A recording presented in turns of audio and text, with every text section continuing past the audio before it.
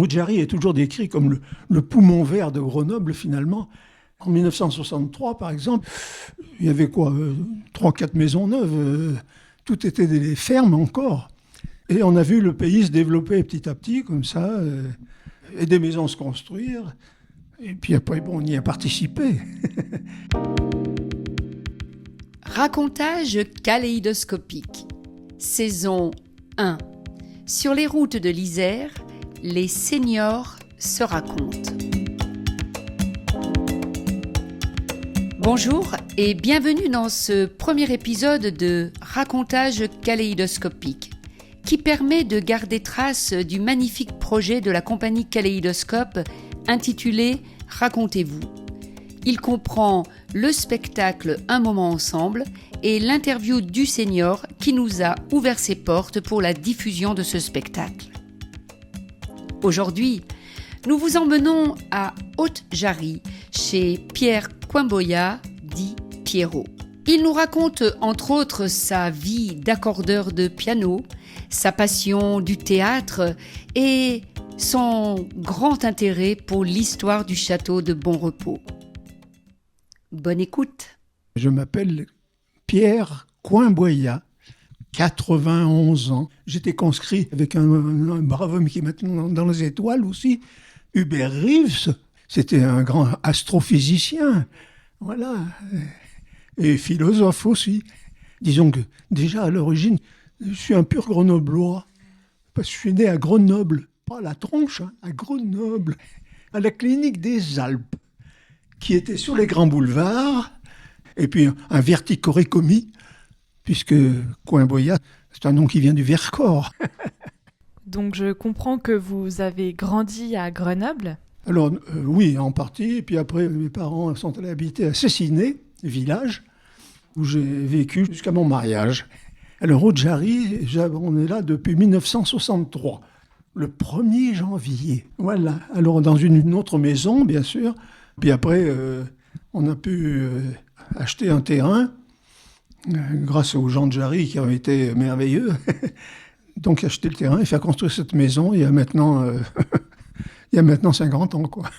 Et avec ma femme, on aimait beaucoup la campagne et puis on avait trouvé une location qui nous a plu tout de suite parce que c'était absolument extraordinaire. Aude-Jarry à l'époque, c'était encore la campagne où il y avait pratiquement peu de maisons neuves. Donc on avait trouvé une location dans ce qu'on appelait le domaine des Simianes. La maison existe toujours en face de l'école et du rond-point de l'école. Il y avait un champ immense, entouré de murs. Voilà, on avait le château des Simianes qui était au fond. Oh là là! Et on a vécu 10 ans là, merveilleux, quoi. Alors là, c'est amusant parce qu'on était un peu pratiquants de l'Église catholique romaine et apostolique. Quand on est allé voir le prêtre, il nous a tout de suite tombé dessus pour qu'on fasse quelque chose. Ma femme qui aimait la musique et qui chantait bien s'est occupée de la chorale. Moi, je me suis occupé d'un peu animer et de faire l'école libre qui se terminait à l'époque. Donc, le local était libre et on y avait fait un foyer de jeunes. Et on s'est occupé de ça, alors les kermesses, des animations un peu dans l'année, quoi. Mais tous les gens de Jarry nous ont accueillis tout de suite. J'aime beaucoup le dire. Il y a eu un accueil formidable de toute la population, là. À tel point d'ailleurs qu'il y a eu des élections où je m'étais présenté pour être conseiller municipal. J'ai eu plus de voix que le maire. Et c'est quelque chose d'amusant, ça. Non, mais moi, je ne pouvais pas être maire. Alors, j'avais un métier qui était quand même très prenant, et puis on travaillait 9 heures par jour à l'époque. J'étais accordeur de piano, donc souvent à droite, à gauche aussi. Un piano, ça se désaccorde relativement facilement, surtout les pianos anciens. Théoriquement, ils ont besoin d'être accordés au moins une fois par an. C'est de la musique sans en être finalement. C'est très technique. On règle les cordes du piano pour leur donner le son voulu, la hauteur du son voulu. Mais comment vous êtes tombé dans ce métier ? Alors moi, je n'ai pas choisi. Mon grand-père était accordeur de piano. Bon, comme je ne savais pas trop quoi faire dans l'existence, j'ai commencé à accorder les pianos, puis voilà, puis c'est venu comme ça, et puis j'ai accordé les pianos jusqu'à la fin de ma carrière, quoi. C'est votre grand-père qui vous a appris à accorder les pianos ? Pas tellement, non. J'ai plus appris un peu tout seul, malheureusement, parce que je n'ai pas été formé correctement. J'ai un fils qui continue le métier, mais lui, il a été bien formé, parce qu'entre-temps, les accordeurs de piano avaient réussi à faire une école d'accordeurs de piano qui est actuellement au Mans, rue Olivier Messiaen. Là, on forme les gens de très bonne façon, quoi. Est-ce que vous avez une chanson préférée ? Ah, moi, les chansons, je ne suis pas très chanson, je suis plus musique classique. Donc, c'est de l'orgue. Donc, la toccata en ré mineur de Bach.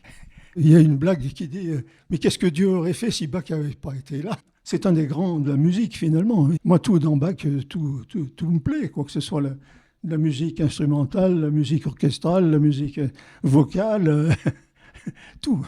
J'étais très mauvais pianiste, alors. Qu'est-ce que vous gardez de vos grands-parents ? Déjà, j'ai mon grand-père, qui était accordeur de piano, a dû me transmettre son goût de la rigolade. Mon grand-père était un comique, le père Désert. Je tiens peut-être un petit peu de lui, oui. Désert comme le magasin de musique à Victor Hugo ? C'est mon grand-père Désert, Claudius, c'est très bourguignon. Claudius Désert a fondé ce magasin Désert qui n'était pas là à l'époque, qui était Grande Rue, à la place des Dames de France, parce qu'ils ont été obligés de quitter la Grande Rue quand les Dames de France sont venues s'installer là. Donc après, ils sont allés place Victor Hugo en 1931. Ce grand-père Désert était quand même un comique d'une part, et avait des tas de dons aussi. Il avait créé, par exemple, avec des amis, le caveau de la chanson. Il avait créé avec un musicien, Edmond Arnaud, qui d'ailleurs a une place à Grenoble. Ils avaient créé le petit conservatoire pour les enfants pauvres, et qui était gratuit. Et puis les amis de la chanson, et puis les amis de Guignol. Il s'intéressait à tout. Quand il a fait la guerre de 14, il avait eu l'occasion de conduire une locomotive, il était tout content. De mes parents paternels, je ne sais pas trop ce que je peux avoir conservé. Si, peut-être un petit peu l'histoire du côté de mon père, qui lui était à la SGTE, les tramways de Grenoble, et qui avait écrit d'ailleurs l'histoire de la SGTE depuis la création jusqu'à sa fin.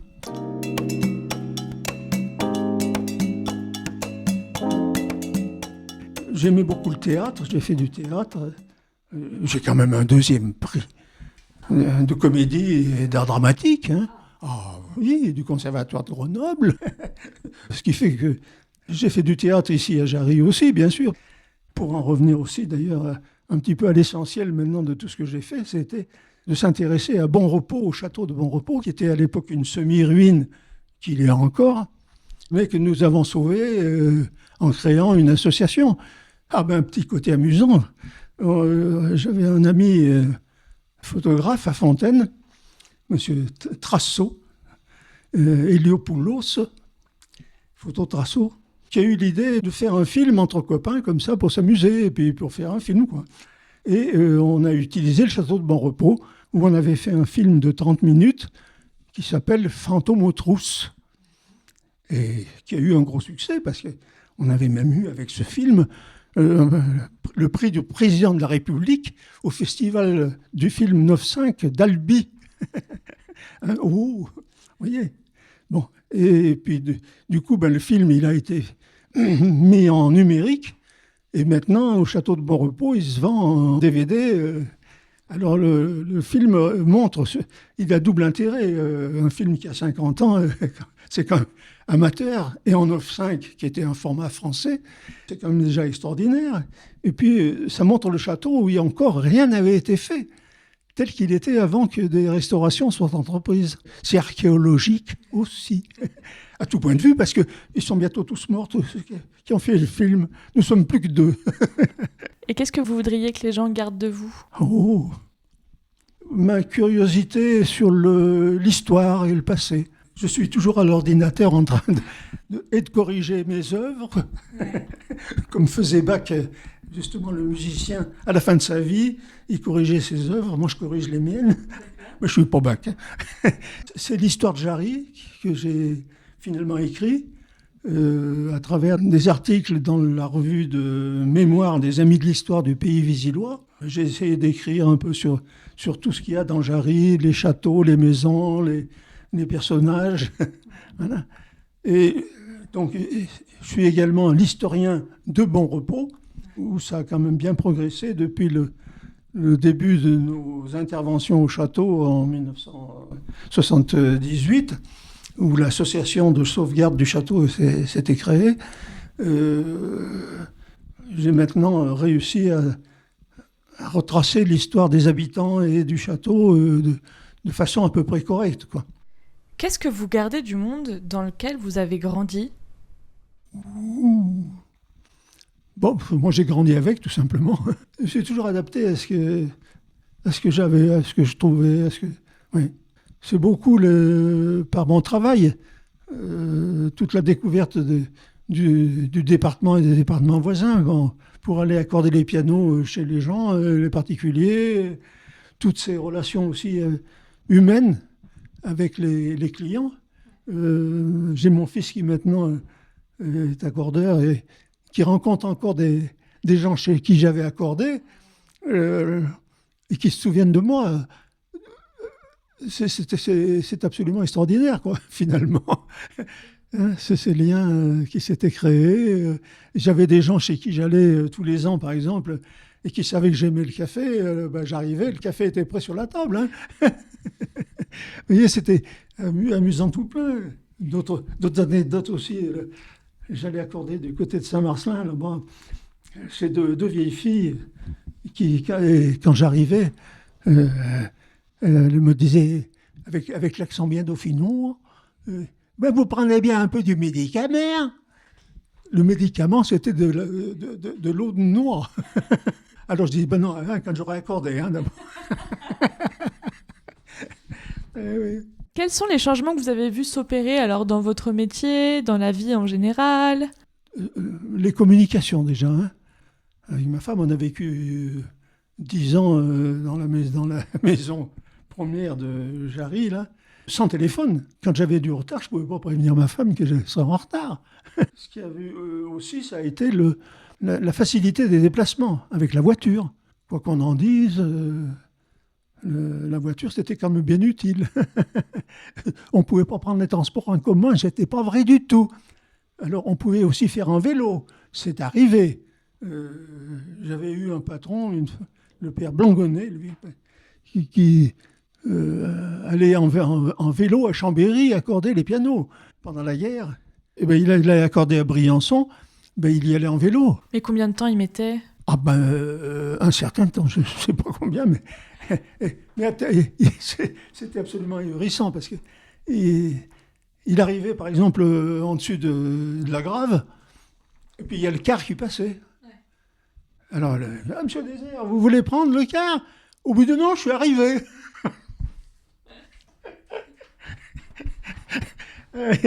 Un petit peu. Alors, nous, c'est vrai que la voiture nous a fait découvrir aussi des tas de choses, bien sûr. Et faciliter les voyages, faciliter les découvertes.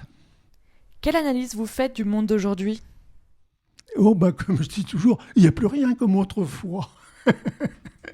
Mais, l'évolution, il faut savoir l'accepter finalement. Et tous les mauvais côtés, mais il y en a aussi des bons.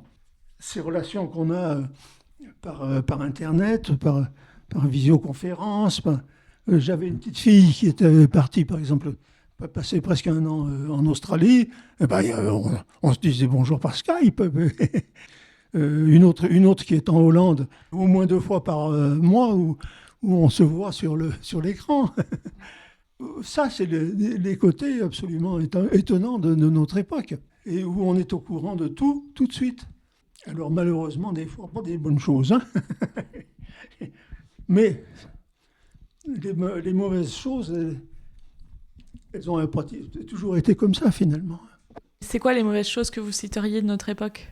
Les mauvaises choses, c'est par exemple de voir la destruction de Gaza en ce moment. Mais que dire ? Qu'est-ce qu'ont fait les Alliés en 1944 quand ils ont bombardé Dresde ? Ils ont démoli la ville de Dresde où il y avait pratiquement plus de soldats. C'est un perpétuel recommencement, l'histoire. J'ai une dernière question pour vous.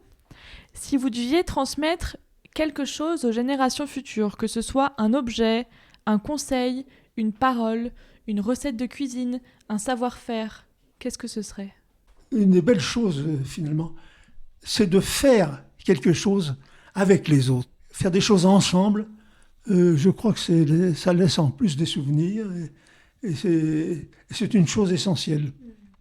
Savoir être ouvert à tout, être ouvert à l'art, être ouvert au paysage et savoir les interpréter. Parce que c'est pas le tout de regarder, il faut savoir interpréter aussi. Et à une autre époque où bientôt on n'a plus besoin d'interprète parce qu'on va tous parler anglais, bon, il faut quand même interpréter le paysage. Un paysage, ça décrit l'histoire d'un pays aussi. Hein. Voir comment il évolue.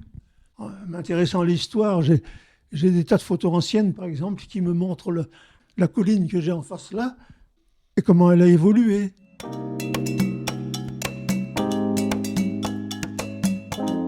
Nous vous remercions de parler et de diffuser sans modération ce podcast autour de vous et bien sûr de vous abonner sur votre plateforme de podcast préférée pour continuer à suivre les aventures pétillantes, audacieuses et savoureuses de nos aînés en Isère. En bonus, les retours de Pierrot et de ses invités lors de la représentation du spectacle Un moment ensemble. Pour plus d'infos sur la compagnie théâtrale Kaléidoscope, rendez-vous sur la description du podcast. Les liens vous attendent. À bientôt.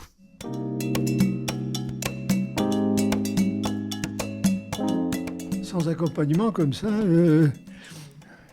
c'est pas facile non plus. Pour tenir la justesse tout le long, comme je suis un peu sourd aussi, la plupart du temps, je comprends pas les paroles. J'aime bien quand ils chantent en anglais, finalement, parce que ça m'évite d'essayer de comprendre. Mais là, c'est merveilleux, parce que d'abord, l'expression est tellement ahurissante. Chaque mot est pesé, chaque mot... Hein, il y a une richesse là-dedans. Moi, alors là, ça me convient. Ça a été le soleil. Aujourd'hui, il n'est pas là, mais là, vous nous avez apporté beaucoup de bonheur dans cette période qui est compliquée. C'était très, très bien de venir à la rencontre des personnes qui ne peuvent pas se déplacer, disons. Ouais. Voilà. J'aime bien, c'est justement partir de chants qu'on connaît plus ou moins, et puis de les dire. Et je trouve que ça, justement, c'est ce que j'ai éprouvé, moi. Ça permet justement de mieux les écouter, de mieux les digérer, les assimiler. Je trouve que ça, c'est très intéressant de faire des choses comme ça. Nous, chez nous, on ne chante pas forcément, on ne chante pas tout. On écoute la musique, tout ça, mais là, c'est une participation et on est content d'avoir, comme à la fin d'un repas ou à la fin d'un mariage où tout le monde chante. Voilà, ça c'est. Ça remet en mémoire un petit peu les chansons qu'on connaissait. Enfin, je ne vais pas dire de notre temps, parce que c'est toujours notre temps. Mais c'est vrai, ça remet en mémoire. Moi, j'ai bien aimé alors, je ne sais pas si c'est qui. C'est la muse qui va, c'est la muse qui va chercher des mots. Oui. Mais le reste, c'est un cabaret, tandis que là, d'un seul coup, on était dans le théâtre, quoi. Et bon, le masque est bien, la voix est bien, l'attitude est bien. Là, pendant un moment, on est un peu dans un autre univers, donc ça, c'est bien.